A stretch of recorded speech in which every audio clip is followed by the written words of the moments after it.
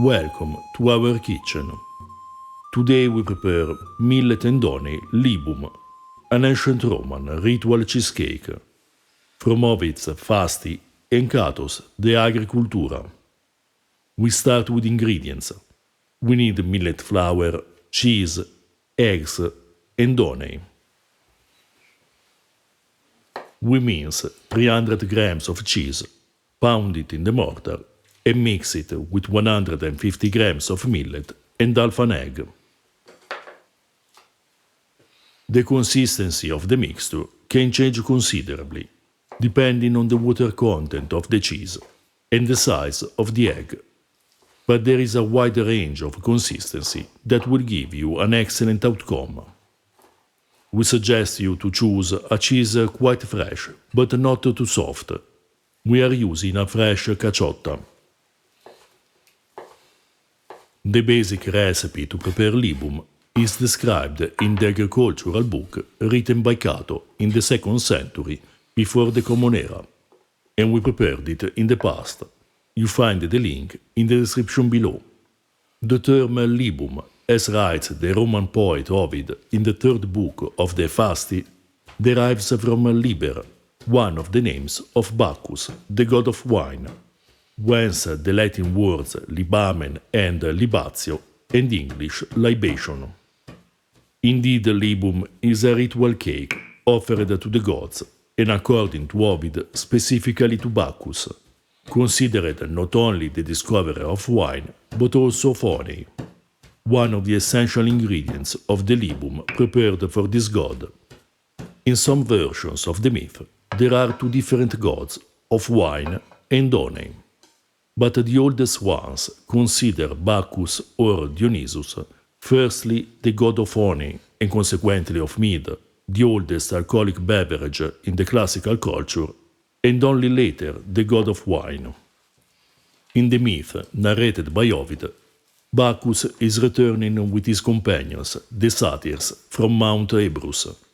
While they are ringing their cymbals, plenty of bees gather around them. Bacchus brings them in a hollow tree, and as a consequence he discovers honey. For this reason, since Bacchus loves sweets, the libum offered to him is sweetened with honey, whereas the libum described by Cato is made with just flour, eggs, and cheese. In another passage, Ovid describes a different kind of libum, made with millet, a cereal generally used to make bread or pulse, a sort of polenta made with overcooked cereals. This kind of libum was offered to Vesta. In the description below, you find the links to the recipes for medieval foxtail millet polenta and ancient pulse punica. In the recipe we are preparing today, we chose to use both millet and honey, but feel free to use wheat flour, as in Cato's version, if you prefer. We oil the cooking vessel and arrange the libum. There is no need to be particularly thorough in this step, because the libum will change shape a bit during the cooking while the cheese melts. We cook the libum in a testum at low heat for about 20 minutes.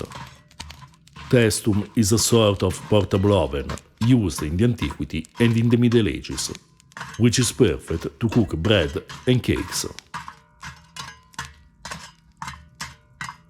For more ancient Roman recipes, check out our book Ancient Roman Cooking, or our Patreon page, in which you find articles and translations of ancient and medieval sources.